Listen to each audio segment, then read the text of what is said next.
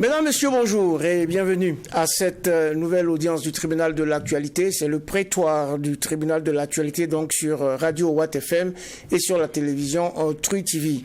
Nouvelle semaine et nouvelles audiences avec au rôle aujourd'hui la situation socio-politique nationale à l'aune d'un agenda électoral quelque peu grippé. Un convoqué pour cette première audience de la semaine, il s'appelle Abdoulaye Souma, constitutionnaliste, agrégé des facultés de droit, mais aussi président de Soleil d'Avenir, un mouvement politique, et député à l'Assemblée législative de transition. Bonjour professeur Souma et merci d'honorer notre convocation. Merci beaucoup. Bonjour également au juge Bernard Bougma qui siège pour l'audience de ce lundi. Bonjour président, bonjour madame, monsieur. Bonjour à toutes, bonjour à tous et bienvenue une fois de plus à cette nouvelle audience du tribunal de l'actualité qui démarre avec la traditionnelle séquence des avant-propos que je convoque à présent.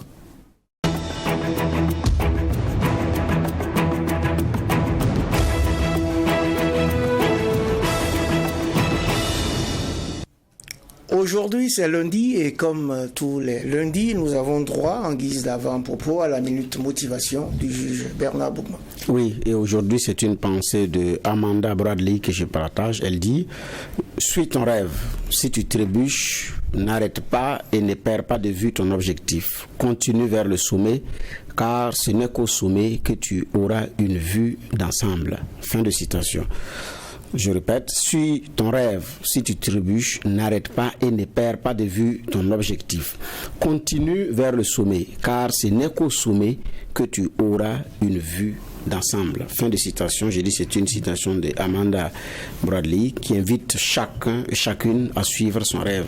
Il peut avoir de la difficulté, on peut même par un moment hésiter, il peut avoir 1000 raisons de laisser tomber, il peut également avoir 1000 raisons de ne pas laisser tomber. Donc c'est un choix à faire par rapport à cela. Mais ce n'est qu'au sommet qu'on aura une vue d'ensemble. Donc quoi qu'il en soit, il faut y aller parce qu'on a un but à réaliser, on a un objectif à atteindre. Ce qu'il y a parfois, c'est qu'on ne sait même pas quel est le but de notre vie et quel rêve il faut poursuivre. Donc on court dans tous les sens et finalement on n'arrive pas à avoir quelque chose de substantiel comme objectif et poursuivre.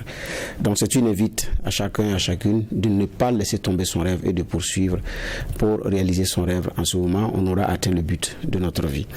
En même temps, je voudrais souhaiter une très bonne semaine aux uns aux autres, beaucoup de courage aux forces de défense et de sécurité, au VDP, aux volontaires pour la défense de la patrie et souhaiter également une bonne semaine à toutes ces personnes, messieurs et dames, qui sont dans le domaine humanitaire pour aider les personnes déplacées internes à garder de l'espoir et avoir un brin de souvenir dans ces difficultés.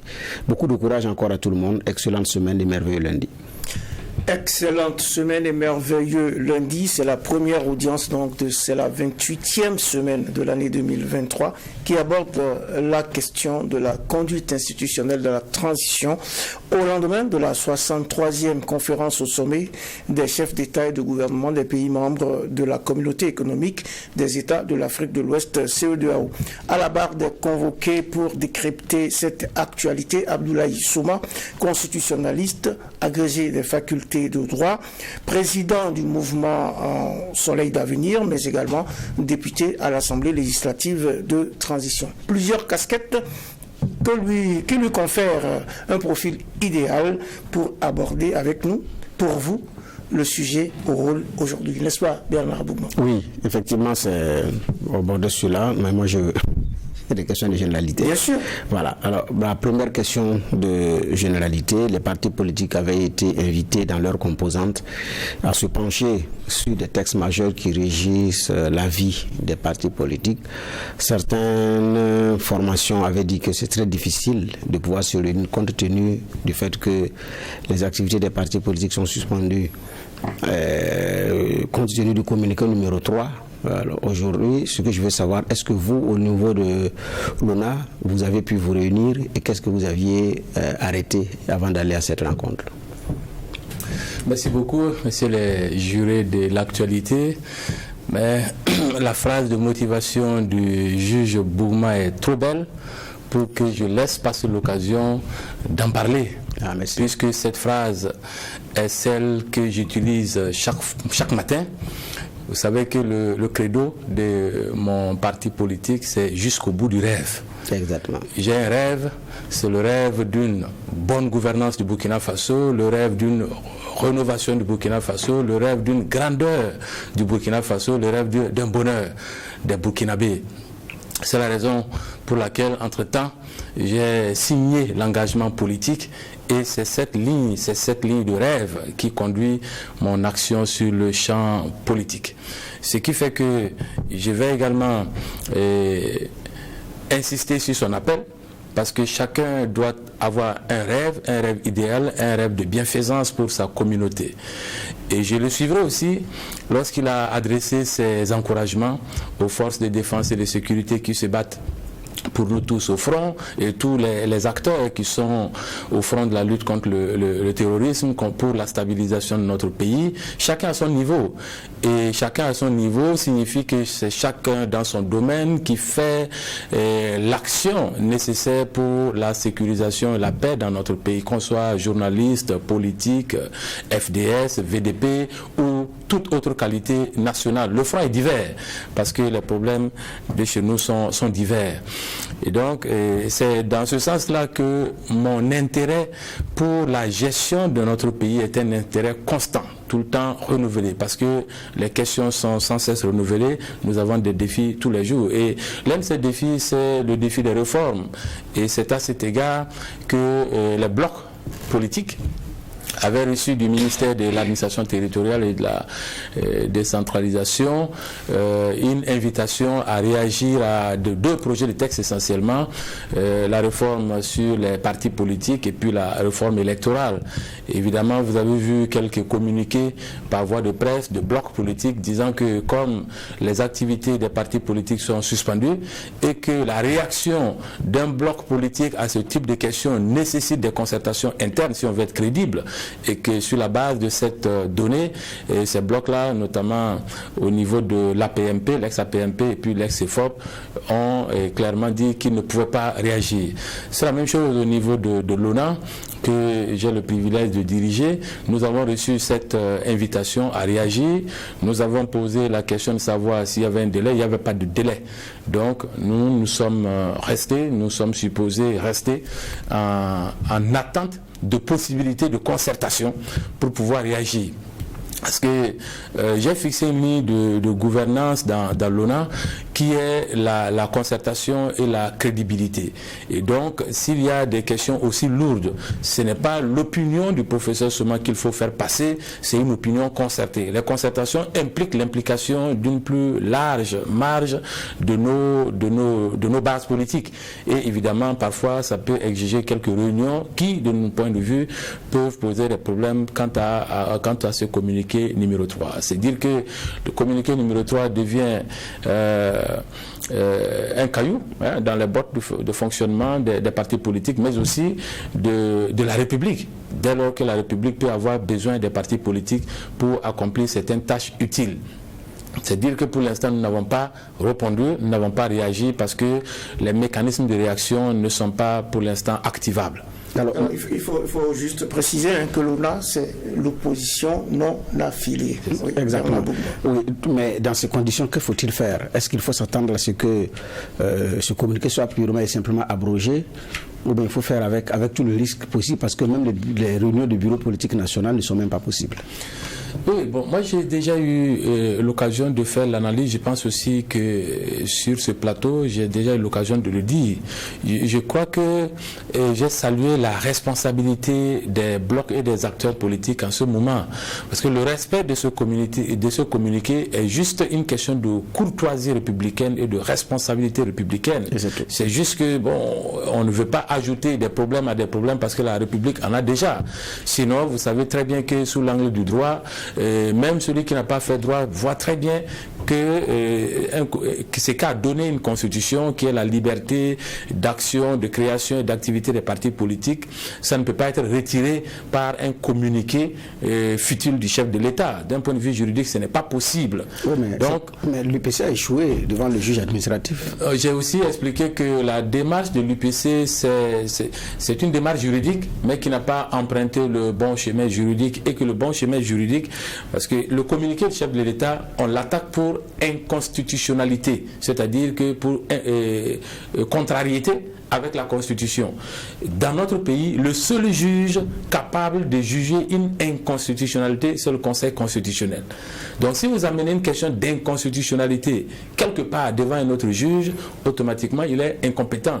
Parce que l'article 152 de la Constitution a dit clairement toutes les questions constitutionnelles, il n'y a qu'un seul juge dans notre pays qui peut parler de ces questions, c'est le Conseil constitutionnel. L'UPC n'était pas devant le Conseil constitutionnel.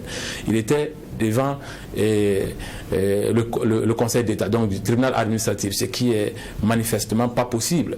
Mais il ne faut pas non plus penser que l'UPC manque de juristes. Notre système constitutionnel même est mal fait. Peut-être qu'on aura l'occasion d'approfondir. C'est qu'aujourd'hui, si vous avez un problème constitutionnel et que vous voulez le régler devant le juge constitutionnel, le Conseil constitutionnel, vous partez directement pour le saisir. Lui dira que c'est irrécevable. Parce que la Constitution n'autorise pas un individu à saisir directement le Conseil constitutionnel. Ça veut dire qu'on est dans un système d'imperfection constitutionnelle. Et c'est ça qui fait le blocage actuellement, même pour l'action sur le plan du droit. D'accord. Alors l'autre question de généralité, c'est par rapport au procès d'Abilgou qui met aussi à nu les conditions de financement des partis politiques, surtout pendant la période de campagne. Entre enseignements, leçons à tirer, condamnation, c'est un procès que vous avez suivi de bout en bout. Vous avez déjà battu campagne et vous savez, pour les questions de financement, pour certains, il y a des enseignements à tirer. S'il y a des enseignements à tirer, qu'est-ce qu'il faut faire comme mettre en place comme système pour réguler les financements des partis politiques, surtout les dépenses pendant les campagnes? Le procès d'Abilgou, au-delà du nom, c'est un procès d'un système. Il ne faut pas voir d'Abilgou comme un élément mauvais et immoral. Non, c'est le procès d'un système. Parce qu'on sait que ce qui a été révélé à l'occasion de son procès particulier est une pratique systémique. Et le système électoral que nous avons, disons, prête le flanc à de telles pratiques. Le système électoral prête le flanc d'abord parce que nous avons laissé s'imposer l'influence de l'argent dans le résultat électoral. En sorte qu'aujourd'hui, quand vous voulez vous assurer un résultat électoral, il faut vous assurer de l'argent, la capacité financière. Et la capacité financière, elle est rarement individuelle, elle est institutionnelle. C'est pourquoi, lorsque les personnes politiques ont accès au budget de l'État, donc elles se prêtent à des manœuvres qui leur permettent de s'assurer cette disponibilité financière qui a automatiquement un impact sur le rendement électoral. Donc, ce qu'il faut faire, et je le dis depuis longtemps, c'est qu'il nous faut retailler notre système électoral, il nous faut reformer notre système électoral, en sorte à faire que par la disposition des choses, des normes électorales, le pouvoir de l'argent soit réduit dans le résultat électoral, dans la sincérité de l'élection. C'est tout à fait possible, parce que nous avons des systèmes en examen. Nous-mêmes, nous pouvons avoir une réflexion autonome en fonction de nos réalités, mais quand on regarde un peu à côté, on a des systèmes, par exemple, d'interdiction du financement privé des activités politiques. C'est quelque chose que nous n'avons pas. Parce que quand un parti politique comme celui d'Abilgou dispose de l'argent, quand on va lui demander officiellement où est-ce qu'il a cet argent, ben il peut argumenter que c'est tel partenariat privé, tel autre, etc. Ils ne vont jamais dire que j'ai puisé dans les caisses de l'État. Donc, quand il va dire que c'est un ami entrepreneur qui m'a aidé, on ne peut rien dire. Le système ne permet pas de dire quelque chose. Alors qu'ailleurs, c'est interdit. Parce qu'on sait que quand on est au pouvoir, on a plus d'amitié dans le secteur privé que les autres. Donc on prend une longueur d'avance sur les autres en matière de compétition électorale. On peut interdire le financement privé des élections, réguler le financement public et assurer le contrôle des comptes de campagne. Assurer aussi le plafonnement des dépenses de campagne. Ce qu'on n'a pas. On n'a aucune de ces règles dans notre système électoral. Ce qui fait que c'est un système électoral trop lâche, trop ouvert à la manipulation, à la fraude et au déséquilibre électoral. Donc, j'espère qu'on profitera des enseignements de ce procès et qu'on remerciera l'occasion de ce procès pour ça, pour réformer véritablement notre système électoral pour qu'il soit crédible.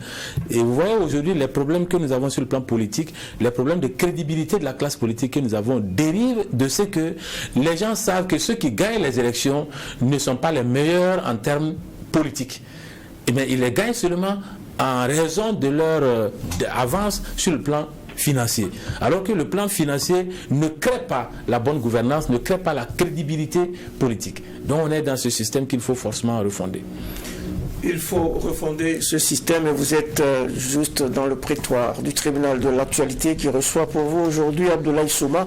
Il est constitutionnaliste et député à l'Assemblée législative de transition. Nous parlons bien évidemment de la situation sociopolitique du Burkina. Nous parlons également de calendrier électoral puisque plusieurs leaders et représentants de partis politiques, d'organisations de la société civile ainsi que des spécialistes de divers domaines et des étudiants ont participé le 4 juillet dernier à un dialogue démocratique organisé par le Centre pour la gouvernance démocratique et ses partenaires. En débat, justement, cette situation sociopolitique et sécuritaire du Burkina. Et vous y étiez, professeur Souma, vous avez même donné la conférence inaugurale. Que peut-on retenir de ce rendez-vous brièvement et quel état des lieux peut-on faire aujourd'hui de l'agenda politique du Burkina à un an du terme convenu, retenu pour cette transition? Évidemment, dans ce dialogue politique, j'ai eu le privilège d'avoir la conférence inaugurale, c'est-à-dire d'aborder les plus grandes questions qui intéressent la vie de notre nation et la gestion de notre transition. Évidemment, au titre de ces questions, il y avait la question sécuritaire où on a pu constater et faire des analyses sur la base des déclarations du Premier ministre disant que le niveau de sécurité a augmenté, que nous sommes à 65% de contrôle de notre territoire, ce qui est à saluer. Et j'ai salué les forces de défense et de sécurité et toutes les actions menées pour améliorer la sécurité de notre pays à cet égard. Sur le plan de la refondation, j'ai également dit que je suis totalement, et comme j'ai commencé à l'introduire, totalement partant pour une refondation de notre nation, parce que vous voyez, un des problèmes qui se pose, c'est ce problème de du système électoral. On veut un système électoral qui nous produise de l'élite politique propre, mais le système électoral lui-même n'est pas propre. Donc, il produit parfois de l'élite électorale ou conduit l'élite politique à des manipulations. Le système s'y prête. Et dans beaucoup de domaines, nous, en matière de gouvernance politique, constitutionnelle, électorale, gestion des partis politiques, nous avons ce type de problèmes. Donc, je suis totalement partant pour une refondation de notre système politique, constitutionnel et électoral. Et j'ai vu que les autorités, déjà dans la charte de la transition, ont mentionné cela comme objectif, donc je suis tout à fait en phase avec cet objectif de refondation. Et il y a aussi dans le discours l'appel à la refondation, et d'ailleurs mon dernier passage dans ce tribunal, j'ai appelé à engager cette refondation qui pour l'instant n'est pas engagée. Et j'avais appelé le président à le faire, donc jusqu'à présent on n'a pas encore posé le premier pas et la première pierre de la refondation. Je renouvelle alors, en profitant de votre tribunal, l'appel à engager la refondation de notre nation parce qu'objectivement, nous avons des problèmes à régler. Sur le plan électoral, j'ai posé le principe que nous n'avons pas encore d'agenda, nous n'avons pas encore de chronogramme parce que après la charte de la transition, on devait adopter un chronogramme de déroulé du processus de la transition. Évidemment, ce chronogramme n'est pas encore mis à jour, il n'a pas fait encore l'objet de discussion. Ce qui fait que, et je l'ai dit et je l'assume, qu'en réalité, et d'un point de vue purement technique, pas d'option politique, d'un point de vue purement technique, on ne peut pas faire les élections en 2024. D'un point de vue purement technique. Parce que 2024, quand je prends la charte de la transition, on a dit qu'on comptait le délai de 2 ans de la transition à partir du 1er juillet 2022. Ce qui veut dire que le 1er juillet 2024, on doit avoir terminé. Et si on doit avoir terminé le 1er juillet 2024, à l'état actuel où on se trouve, ce n'est pas possible. Ce n'est pas possible de terminer parce qu'il y a une succession d'actes à poser pour la fin de la transition et des délais. Et ces délais ne nous permettent plus de respecter 2024. Et ce que j'ai souhaité, c'est que déjà, d'un point de vue officiel et national, qu'on puisse assumer cette position. Deuxièmement, si on l'assume, on doit essayer de dégager un consensus national sur le désormais délai de la transition. Et le consensus national suppose un dialogue national, des concertations nationales, une ouverture à tous les acteurs dans la gestion de la transition. Voilà ce que j'ai appelé à faire. Parce que sans ce consensus national, nous allons être coincés d'abord au plan national, parce qu'on va avoir des divergences, des différences, des désaccords, et chacun restant dans son schéma, on aboutit tout le temps dans ce schéma-là à un clash. On va avoir aussi des problèmes avec la communauté internationale dans laquelle nous sommes de toute façon impliqués. Et nous sommes souverainement impliqués dans la communauté internationale. C'est nous qui avons souverainement accepté d'être membre de l'UEMOA, d'être membre de la CEDEAO, d'être membre de l'Union africaine, d'être membre de l'ONU. On peut en sortir quand on veut, mais pour l'instant, on y est. Alors qu'avec ces acteurs, nous sommes dans un dialogue et il y a un état d'esprit. Donc, si on ne prend pas cette route-là que je conseille, le dire, assumer officiellement que le temps est tel qu'on ne peut pas, et puis essayer donc de construire ce consensus national, on risque d'avoir des difficultés dans au maximum 3 mois. Voilà. Bernard Bougma. Oui, justement, le mois de juillet 2024 n'est pratiquement pas tenable d'un point de vue technique, parce qu'effectivement, la machine n'est pas encore enclenchée, mais je pense même que ce n'est même pas dans l'agenda même de la transition, parce que quand on a suivi le Premier ministre au niveau de l'ALT, bon, son discours est clair.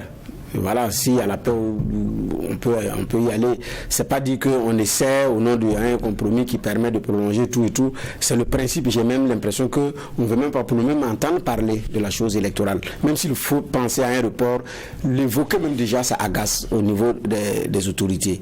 Alors, vous avez suivi le chef du gouvernement au niveau de l'ALT.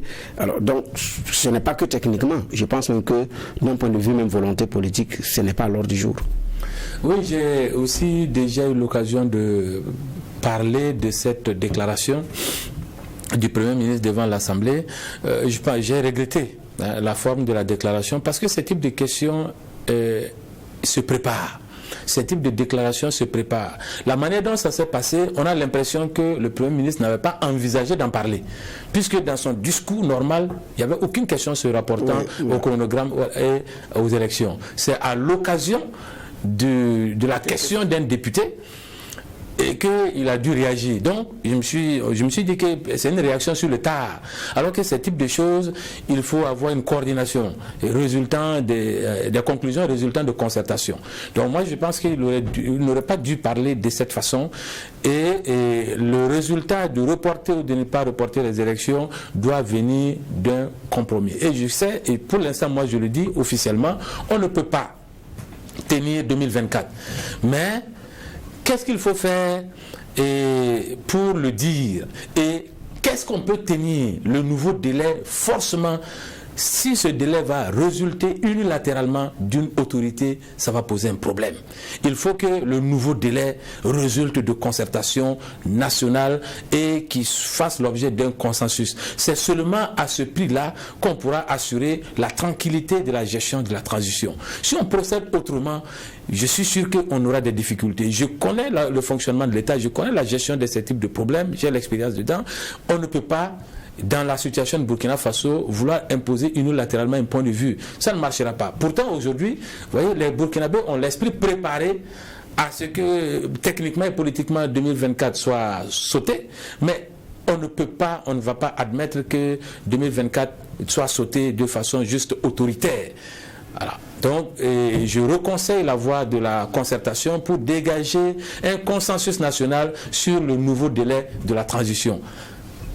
Oui, mais en même temps, quand vous dites cela, est-ce que vous avez le sentiment qu'on en prend le chemin? Et surtout que maintenant, avec ce sommet de la CEDEAO qui vient de se tenir ce 9 juillet, le nouveau président en charge de la conférence des chefs d'État, le chef de l'État nigérian, Bola Tinubu, est resté quand même assez ferme. Il veut faire de l'instauration et de la consolidation de la démocratie dans l'espace CEDEAO sa priorité. Et il est contre les coups d'État et il indique que, je cite, les juntes maliennes, guinéennes et burkinabais doivent respecter le chronogramme de sortie de crise qu'elles ont élaboré elles-mêmes. Fin de citation.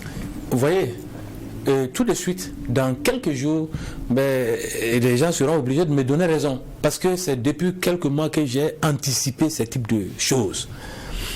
Quand quelqu'un raisonne et donne des conseils dans son domaine, il faut l'écouter. Parce que ce qui va arriver était prévisible. Le fait que nous avons un engagement signé, c'est nous qui avons signé un engagement avec la CEDEAO pour acter fin de la transition 2024. Et si on se rend compte au plan interne qu'on n'est plus capable ou on ne souhaite pas tenir cet engagement, il aurait fallu qu'on anticipe la préparation interne. Et je vous dis, le seul médicament que la CEDEAO peut avaler dans ce type de situation, c'est le consensus. Ce consensus, ce n'est pas une préférence du professeur Soma, c'est codifié dans l'article 2 du protocole de la CEDEAO sur la bonne gouvernance et la démocratie.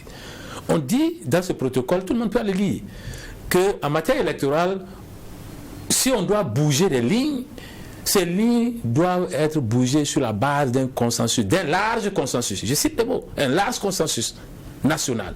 Donc, si vous fabriquez un large consensus national intègre, parce qu'il ne suffit pas d'écrire pour dire ici il y a un large consensus, parce que la CEDEAO vient ici et discute avec différents acteurs. Quand elle vient, il y a le facilitateur qui rencontre les acteurs officiels, l'Assemblée, le gouvernement, le président, mais elle rencontre aussi les acteurs sociopolitiques, les blocs politiques, les OSC, la chefferie coutumière et religieuse. À chaque fois que le facilitateur est venu, il a rencontré ces acteurs.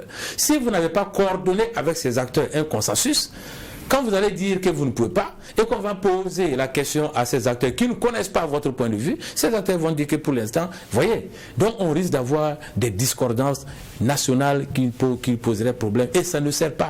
Il ne sert à rien de faire de l'unilatéralisme ou de la cachotterie ou de l'autoritarisme dans cette situation. Ce qui sert l'intérêt national du Burkina Faso, c'est de s'ouvrir et construire un consensus et donc présenter ce consensus national à la CEDEAO. C'est ce qui s'est passé au Mali.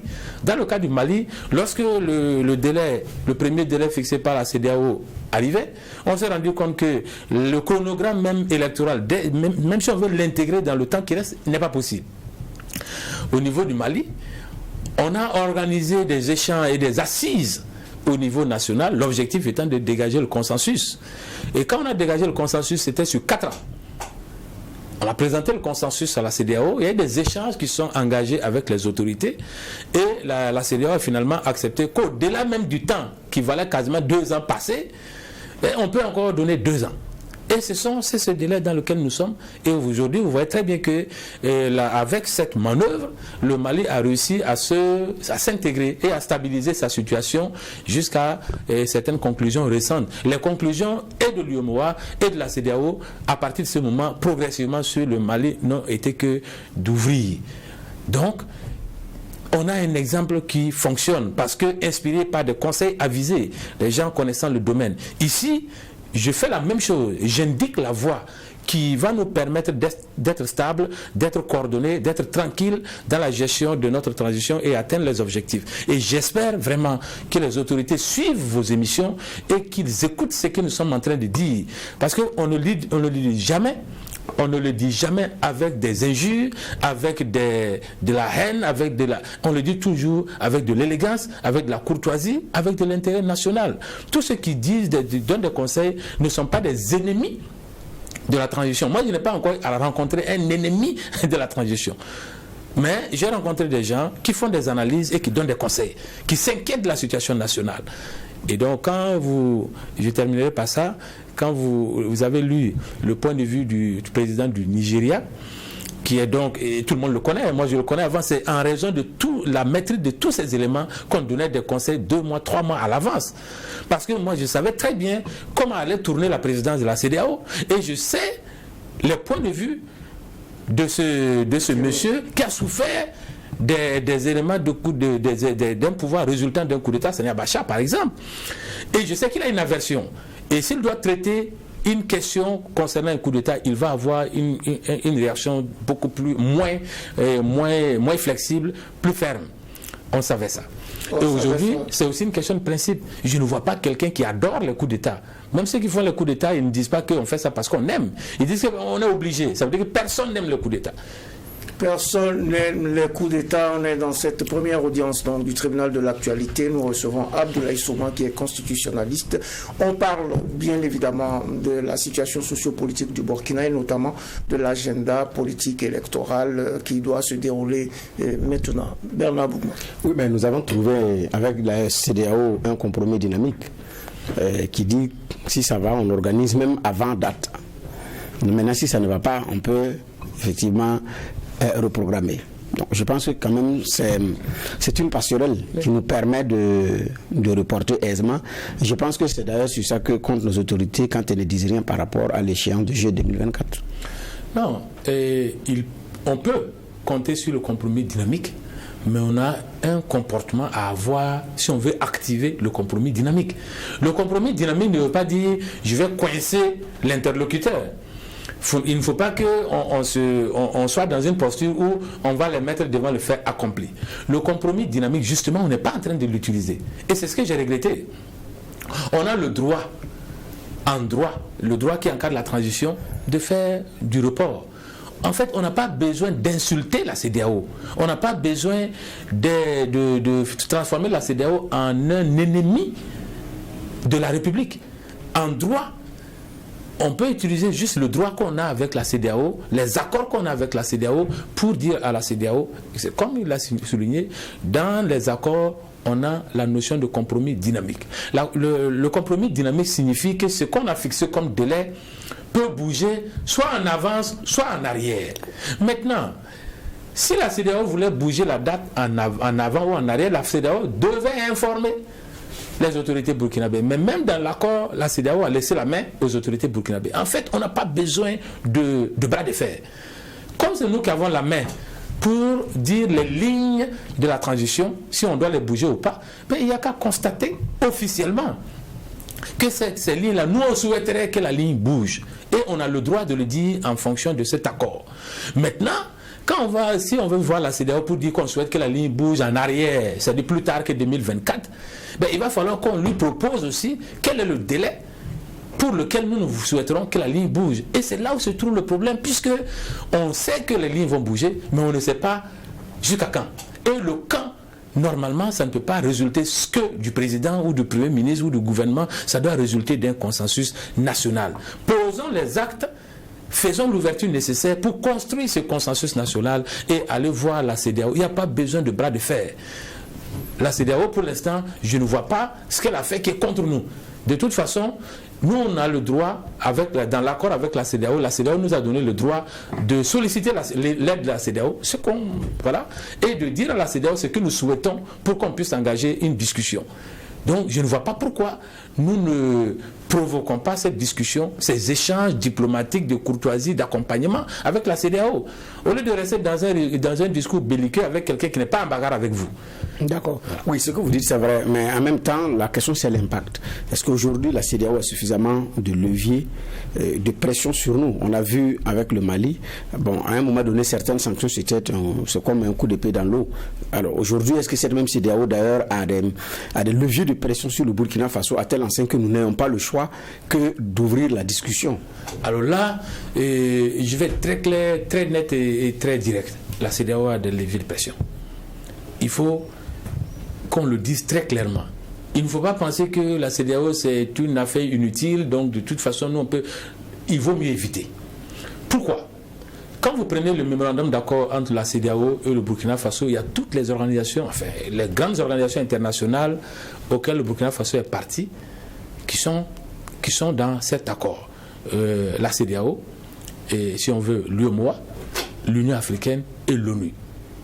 Et dans la gestion de la transition au Burkina Faso, on a accordé le lead, c'est-à-dire l'organisation qui est aux avant-postes, à la CEDEAO.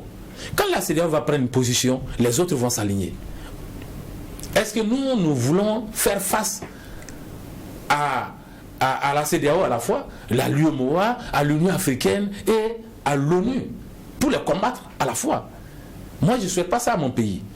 Parce que la communauté internationale, même si elle ne vous aide pas, il vaut mieux ne pas l'avoir contre soi. Il vaut mieux même qu'elle soit à contribution zéro que d'être en train de vous bousculer, de vous combattre. Nous, on ne peut pas combattre la communauté internationale. Il faut qu'on ait le courage de dire ça à nos compatriotes. Et ce n'est pas nécessaire de combattre la communauté internationale pour faire ce qu'on veut faire, pour vouloir ce qu'on veut vouloir. Donc, vous avez vu au niveau du Mali, qu'est-ce qui s'est passé? La CEDEAO, c'est la CEDEAO qui était aux avant-postes. La CEDEAO a pris des sanctions et la CEDEAO prend des sanctions politiques. Exclusion, suspension, gel des avoirs, etc. Voyez. Et quand ça n'a pas suffi, la CEDEAO a embrayé avec l'UEMOA. Ce sont les sanctions UEMOA qui ont plutôt plus fait mal au Mali que les sanctions politiques CEDEAO. Et donc ce schéma est tout à fait possible. Et il faut l'éviter dans le cas de Burkina Faso parce qu'on n'a pas les mêmes capacités de résistance financière que le Mali. Et de toute façon, ce n'est pas la peine de nous faire encore affaiblir nos capacités financières dans une situation où on a besoin de notre argent pour atteindre des objectifs, notamment de sécurité, de conduite de la transition. Ce n'est pas nécessaire. Donc, je ne souhaiterais pas qu'on raisonne en termes de bras de fer. C'est ce que j'ai dit. Est-ce qu'on peut gagner un bras de fer avec la CEDEAO? Je ne souhaite pas qu'on raisonne dans ces termes. Est-ce qu'on peut coexister avec la CEDEAO? Oui. Qu'est-ce qu'on peut faire pour coexister avec la CEDEAO? C'est le consensus national. Ce consensus national, il est souverain. C'est nous, à l'intérieur, que nous concertons pour dégager un consensus et on va le présenter à la CEDEAO et nous discutons et forcément, on aura le report de notre date de transition. Forcément. Alors oui, mais quand vous dites cela, vous dites qu'il ne faut pas engager un bras de fer avec la CEDEAO. La CEDEAO c'est décrédibilisé aux yeux des populations. Est-ce qu'aujourd'hui, ce n'est pas la CEDEAO qui veut engager un bras de fer avec ces pays en transition, puisque les chefs d'État doivent se retrouver normalement dans un mois pour évaluer la situation au Mali, au Burkina Faso et en Guinée. Mais le président de la Commission, lui-même, il dit que justement, si les délais ne sont pas respectés, eh bien, des sanctions majeures pourraient tomber. Moi, vraiment, j'espère qu'un jour, quelqu'un reconnaîtra ma contribution. Parce qu'en fait, et je sais aussi que le peuple burkinabé, par ce qui arrive, est un peuple qui a beaucoup de chance. On a encore la chance de déverrouiller la situation d'ici le sommet. Moi, je vous dis, si d'ici le sommet, nous on présente un consensus national sur des choses, il n'y aura rien. Même si ce consensus ne plaît pas à la CEDEAO, à la communauté internationale, il y aura forcément échange et il n'y aura rien. Mais si on ne fait rien d'ici un mois, on ne dégage pas de consensus, on ne prend pas de position sur le report de la fin de la transition et des élections, on ne dit rien à la CEDEAO, il y aurait des choses graves.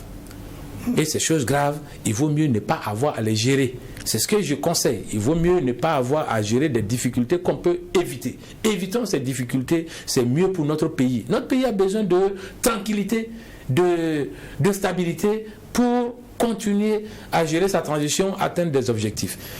Évitons ces sanctions, même si on est souverain, certes. Mais c'est nous qui sommes allés volontairement nous mettre dans la CEDEAO. On peut en sortir, mais pour l'instant, on n'a pas utilisé notre souveraineté pour en sortir. Donc, quand on a accepté volontairement d'être dans quelque chose, la responsabilité, la crédibilité, je suppose qu'on respecte les mécanismes de cette chose. Aujourd'hui, je ne veux pas vraiment disperser les paroles, mais je vais recentrer pour dire, construisons, profitons de cette occasion, parce que les sanctions dont on parle, c'est aujourd'hui, en fait, c'est hier, qu'on aurait dû avoir ce communiqué. Est-ce que vous savez pourquoi on n'a pas eu de communiqué avec des mesures sanctions? Voilà. Mais ça, c'est parce que ce sommet devait consacrer une passation de charges au niveau CEDEAO. Et c'est le nouveau qui doit assumer les nouvelles mesures. Et c'est ça, on lui donne juste le temps de prendre en charge le dossier et de préparer ses mesures. Et vous connaissez son tempérament par rapport à ce type de situation. Ça ne va pas être tendre. Donc, anticipons. Alors, mais on a vu les sanctions au Mali.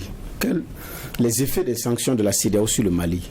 Et vous dites que ça a été difficile après l'UEMOA qui est rentré dans le jeu. Le Mali a même attaqué certaines sanctions.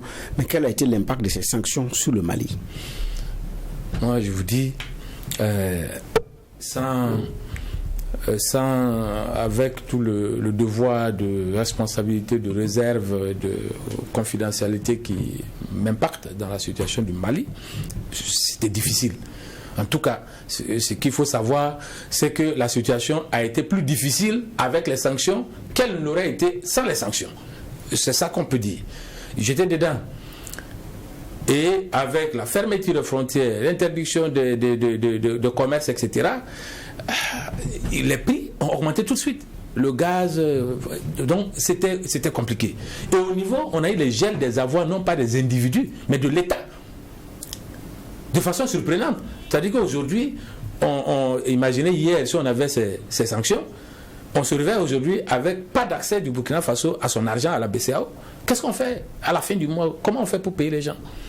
Donc, moi, je ne veux pas apeurer les gens et je n'aime pas aborder les... Mais connaissant tout ça, je donne des conseils. Parce que notre pays demeure notre pays. Mais les Maliens continuent de payer les salaires des fonctionnaires. C'est vrai que vous dites que les produits ont flambé.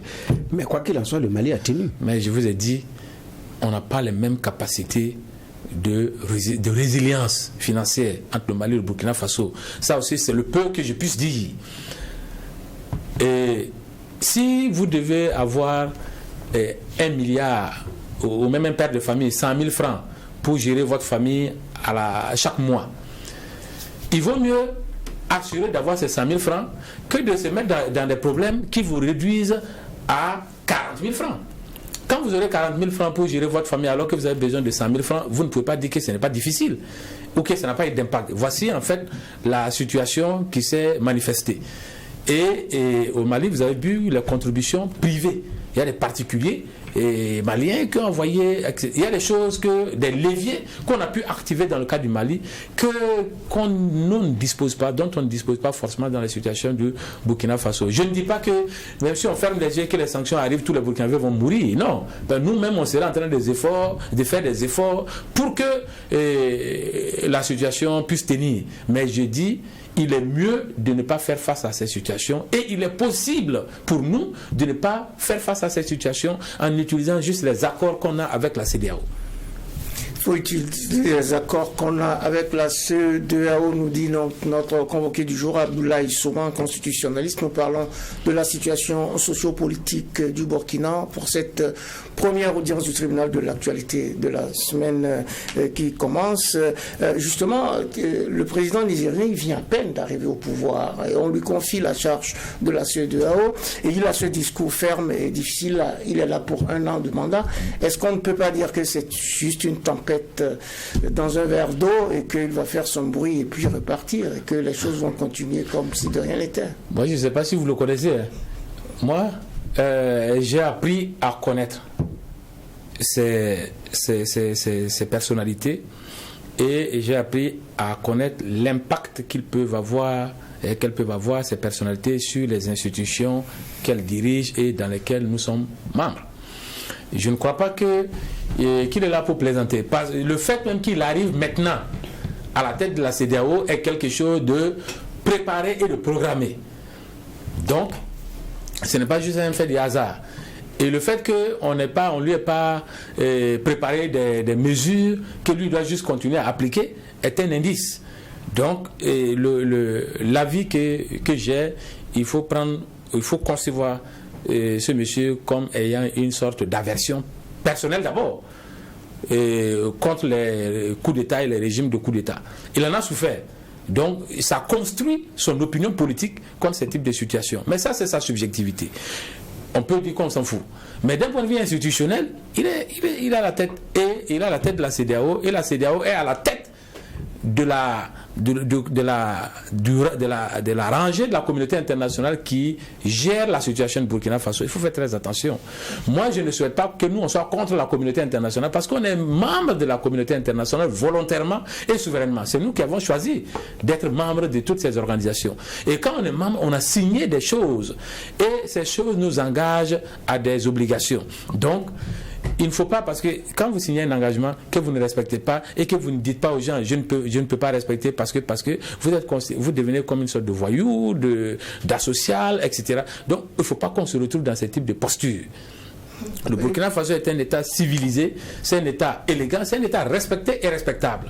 Restons dans cette posture, faisons des choses respectables par les autres et bon, on aura l'accompagnement. Et même si on n'a pas l'accompagnement, au moins on pourra utiliser nos capacités pour avancer.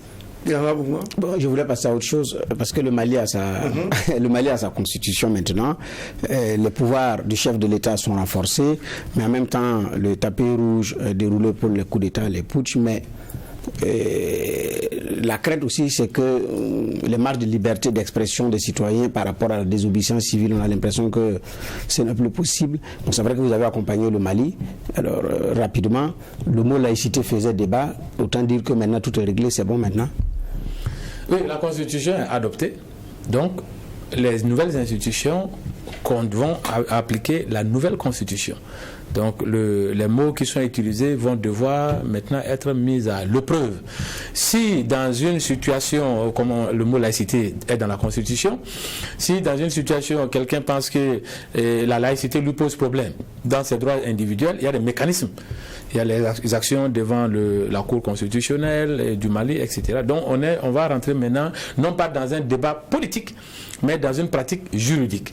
Et ça, on ne peut pas présager de ce qui va arriver, parce qu'on ne sera plus dans une question de codification, on sera dans une question d'interprétation des dispositions constitutionnelles. Mais il y a l'amnistie aussi qui divise. Pour certains, oui. Goïta ne veut pas être sanctionné, même si à partir de maintenant on dit bon, ceux qui ont fait les coups d'État ont été amnistiés. Pour certains, il y a un conflit d'intérêts parce que lui-même il a fait un coup d'État.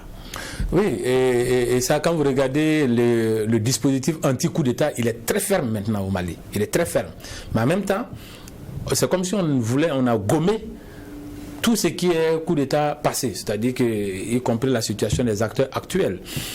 Je crois que c'est humain. Si on commet un crime et qu'on veut combattre ce crime, il vaut mieux se mettre dehors. Donc je pense que c'est ce mécanisme. Il faut pencher maintenant sur l'avenir. Parce que vous avez vu chez nous, lorsque on avait voté l'amnistie sous Blaise Compaoré, on avait amnistié tous ceux qui ont fait des choses avant de 1960 jusqu'à la période couverte par ce qu'on pouvait reprocher à Blaise Compaoré. C'est humain, c'est normal. On a eu aussi la situation après le coup d'État au Niger. C'est classique que pour lutter contre un crime, si soi-même on est dans ce crime qu'on a commis avant, on essaie de neutraliser. Donc ça, c'est tout à fait visible. Et les gens sont assez intelligents pour voir qu'il n'y a pas de conflit d'intérêt, mais il y a un intérêt à opérer ainsi. Il ne va pas gouverner le pays et quitter, et le lendemain, il tombe sous le coup de la Constitution que lui-même a fait adopter en matière criminelle. Donc je pense que c'est tout à fait normal d'assurer les personnes de cette façon. Et peut-être que c'est une disposition qui peut faciliter les élections à venir. Parce que si je sais que je quitte le pouvoir et dès le lendemain je dois me retrouver quelque part, évidemment je serai plus enclin à ne pas vouloir quitter, et ce qui peut poser un problème. Vous voyez. Mais là, avec cette disposition, on se dit que bon, voilà, il sait aménager la faculté de lâcher. Même si on ne sait pas aujourd'hui les intentions, il sait aménager la faculté de pouvoir lâcher. Il peut ne pas lâcher comme il peut lâcher, mais s'il lâche, il sait qu'il y a une disposition qui le protège. C'est peut-être mieux. D'accord. C'est vrai que le dispositif anti-coup d'État est très blindé. Ouais. Mais est-ce que c'est suffisant pour dissuader des coups d'État? Ce n'est pas assez blindé. Si on doit écrire des choses comme ça, des choses chez nous, vous verrez ce que je vais proposer, parce que je vais venir en parler ici si vous m'autorisez. Il faut encore blinder plus. Mais est-ce que c'est suffisant pour qu'il n'y ait pas coup d'État? Oui, mais en fait, la loi est loi pas parce qu'elle n'est pas violée. La loi est loi parce qu'elle ne doit pas être violée, et si elle est violée, les conséquences sont tellement graves qu'on peut avoir peur de violer. C'est ça le mécanisme de la loi. Sinon, les criminels qui sont en train d'être jugés, personne ne serait jugé si la loi n'est loi que sans violation. La loi peut être violée, mais il faut, après la réaction prévue par la loi, que cette réaction soit suffisamment grave pour soit dissuader, soit neutraliser les violateurs de la loi. Oui, mais dans ce jeu-là, qu'est-ce qu'on fait du paramètre bonne gouvernance et consorts qui ont conduit à certains coups d'État, soit constitutionnels, soit armés? Et ça, vous avez totalement raison, et c'est l'une des propositions que j'ai soumises aussi bien chez nous que dans l'ordre international. Vous savez, dans la définition du changement anticonstitutionnel du gouvernement. On a à l'article 23 de la Charte africaine de la démocratie des tirets qui indiquent ce qui est un changement anticonstitutionnel de gouvernement que la communauté internationale et au niveau national on interdit. Mais dans ces tirets, il n'y a pas la dégradation de la gouvernance. Ce qui fait que dès qu'un président est président, en fait, il n'y a pas un mécanisme pour le contrôler, pour le sanctionner. Et c'est pire chez nous, puisque non seulement en matière de changement anticonstitutionnel de gouvernement, on n'a rien, mais en matière même de désactivation de l'autorité en cours de mandat, on n'a rien. Donc en réalité, dès qu'on élit un président, on a élu Dieu chez nous. Il peut tuer les gens comme il veut, il peut, normalement en droit, on ne peut rien faire. Alors qu'il faut que le droit prévoie le droit pour le peuple de pouvoir s'ajuster et de pouvoir constater la transformation, la dégradation d'une personnalité. C'est pourquoi moi, vous voyez, ce sont des éléments pour lesquels qui m'amènent à être favorable à une refonte constitutionnelle chez nous. On a beaucoup de choses qu'on n'a pas dans notre constitution et qu'on a constaté que dans le fonctionnement de notre État, si on avait ces choses, on aurait évité un certain nombre de problèmes. Il faut donc une refonte constitutionnelle. De toute façon, on parle d'une nouvelle constitution et d'une nouvelle république au Burkina Faso. On parle même d'une constitution endogénéisée.